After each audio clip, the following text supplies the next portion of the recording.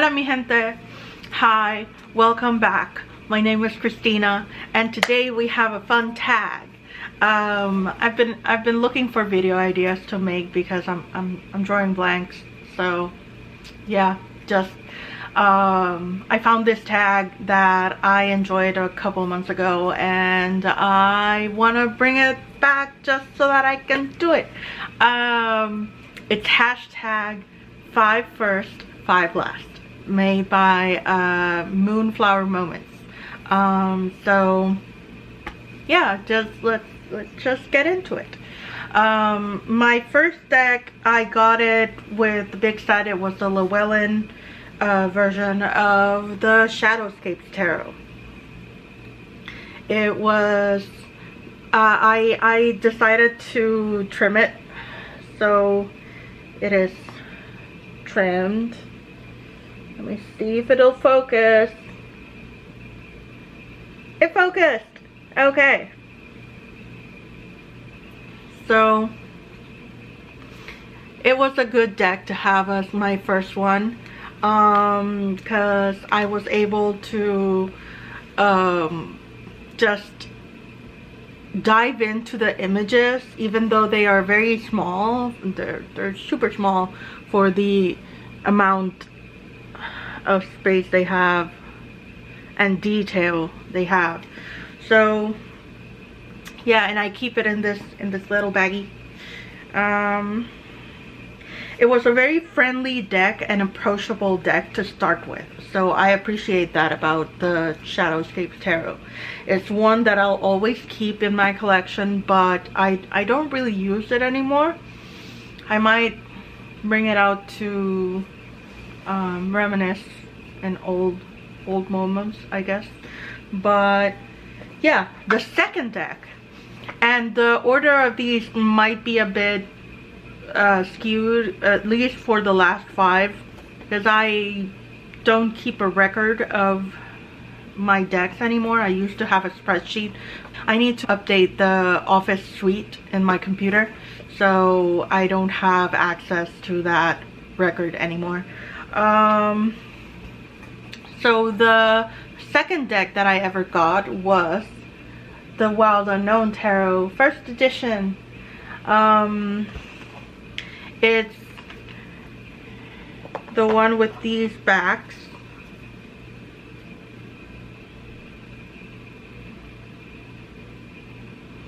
I need to figure out the focus on this thing, in this camera. But yeah, this was a very interesting second choice. I had seen it.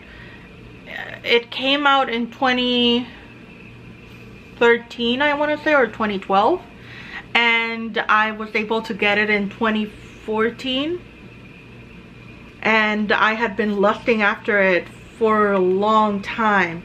So it was, I don't know, something about the drawings themselves really captured my attention. Something about the ink quality, the ink drawings themselves, and the watercolor details really drew me to it. Some of the animal choices, like the bat for the hangman and the turtle for the hermit, really struck me like very appropriate. It also, this particular copy, for whatever reason, also came with 2 High Priestess cards. So I thought that was really special about this deck, and that's something that I'm never going to trade off. Like, I thought I was seeing double. The first time that I flipped through this deck, I thought I was like, wait, what? So I have a special little technique, you could say, that I use with this deck. Whenever one of the High Priestess cards comes out, I go look for the second High Priestess, and I look at the card, at the High Priestess card, the one before and the one after, and read that as part of the spread. So it's like a small interruption to the current spread, whatever's going on there, but it's like an extra layer that I really enjoy doing for my readings with this deck in particular because of that.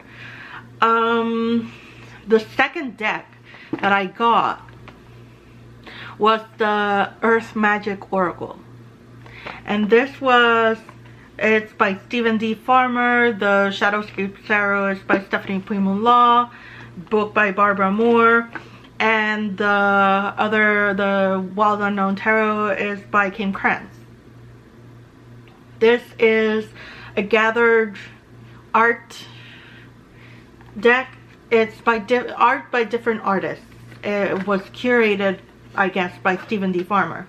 But it touched on a lot of like earth cycles and natural magic, and just it has the title and then a keyword and then the image down here. And I found it very insightful, very intuitive for that beginning stages of exploring my intuition and exploring cartomancy as a practice.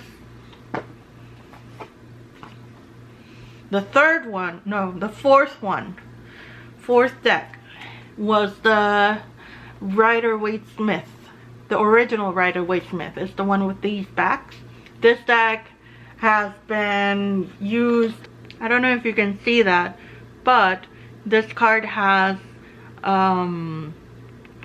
paint splatters. I use these to like do the first iteration of my tarot deck. I had these in the background just for me to have as reference, and yeah, it's in order because I'm still working on my deck. And it's not all the cards because some of the cards are in my desk. Last one of the 5 first decks, Animal Spirit Oracle, the Wild Unknown Animal Spirit, by Kim Krantz.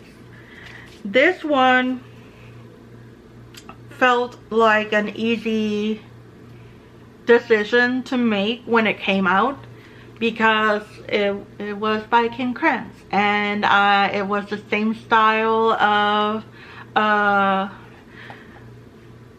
art. It was ink drawings and watercolor details, and the animals were divided by suits of elements, sort of like a tarot, but it was like, it also had the spirit suit. So yeah, it was my, I think the Wild Unknown and the Tarot and the Wild Unknown Animal Spirit Oracle were my first animal decks, pip and animal decks. So yeah, it's just good insight, and it has like it has a shark. I don't know many oracle decks that have sharks. Then again, I haven't been exploring oracle decks that have sharks or may have sharks or not. I'm not really into animal decks per se, which is funny to say that because one of the last decks that I have is an animal deck. Okay, so for the last 5 decks that I have, I don't remember very well the order of them. I will try to put them in order. I think the first one is the Sirena. the Sirena Tarot by Mr. Freiburg. And this deck is, it's just beautiful and fantastical, and it has mermaids, and they are deadly as well as romantic, and it's just entrancing. I really like it.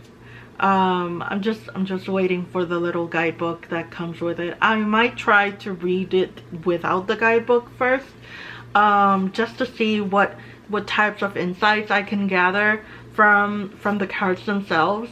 But yeah, I really like it. It's like I've been trying to search for a mermaid deck, because I used to have the Dame Darcy mermaid deck, but it didn't gel with me, so I'm trying this one now.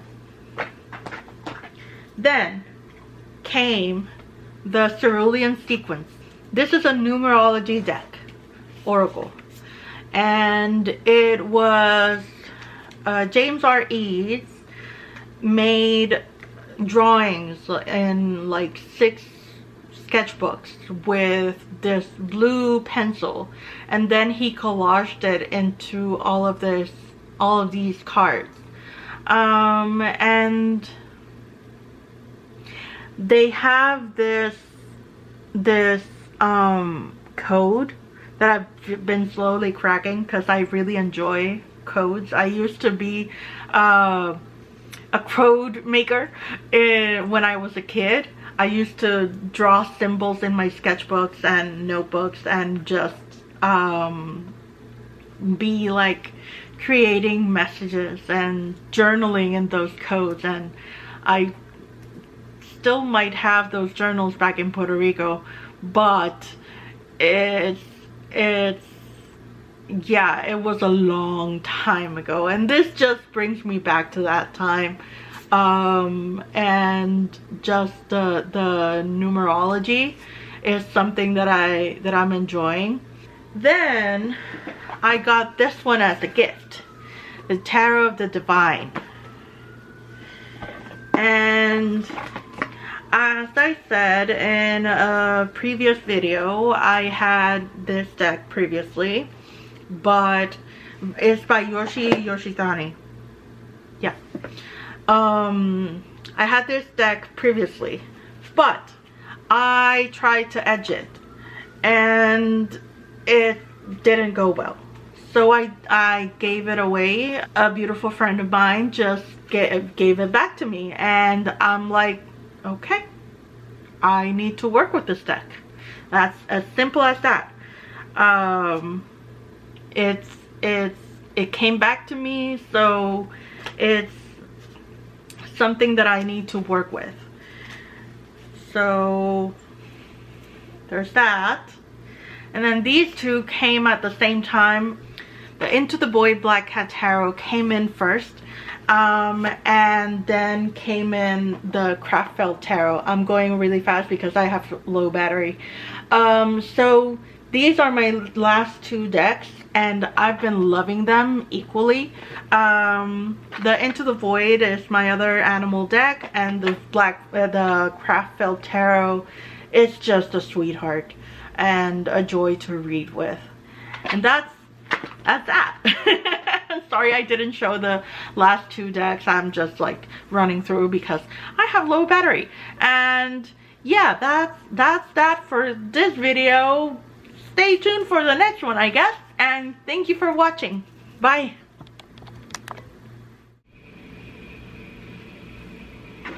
Hello again. I put a new battery, so everything's good. I'm gonna show you the decks now. I'm sorry I rushed through it. I forgot I had a second battery ready to go, so I saw it in my drawer and I'm like, oh yeah. But yeah, so this is a Black Cat Tarot, the Into the Void Black Cat Tarot, and al revés, this deck is so cute, and it's just Look at the Three of Swords. I really have to struggle with this deck to like read it because it's so stinking cute. And I keep saying that, but it's the truth. By who did this deck? Alexandra Aquilina. So yeah, it's just the sweetest thing. And it's very simple. It's only 3 colors, and it has the edges all colored as well in yellow, and it's just the sweetest.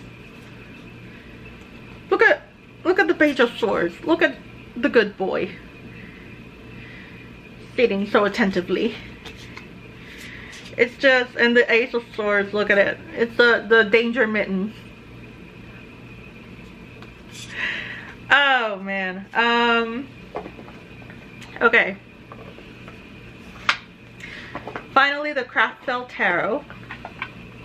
These are pieces of felt all cut up and collaged together to make the images, and it's just ingenious, honestly. Oh, by who did this deck? By Gianna Lucci.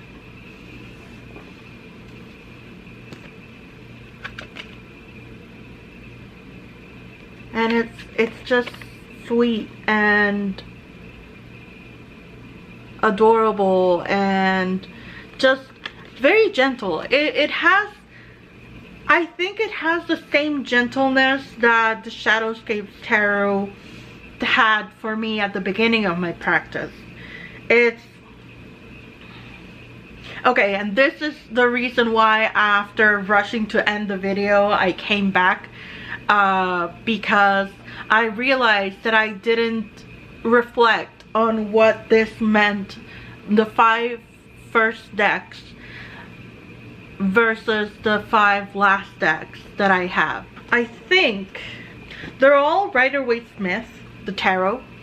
I only have 3 oracle decks. So what does this mean, the difference between my first 5 decks versus my last 5 decks?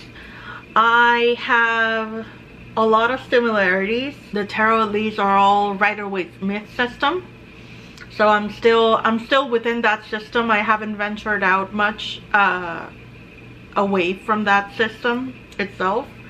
I still am attracted to the ink or black and white type of look with limited color palettes. Like the Wild Unknown has the rainbow in many cards, but they're not overwhelming. Mostly details and following lines and like accenting. They're used as accents for different elements in cards. The Black Cat Tarot comes to mind. That is a bit similar because it has only 3 colors: black, white, and yellow. And the yellow is I don't know, it's like a curious color to have in a black and white deck. It's very bright, it's very attention grabbing. So the cards that have a lot of white and yellow are like, look at me. The oracles, it's interesting that I went from natural earth magic-y oracles to something more esoteric, almost like numerology. Does that make sense? I have the Sirena Tarot that is also quite similar to this style of drawing. Like, I don't know. I don't know what I want to say about how my tastes have changed. Good thing is, all of these are made by humans. Woo. Yay for small successes, small victories, and all that. Okay. Now, goodbye. I will see you in the next one. And thank you for watching and being here and having some of your time for this video. Thank you.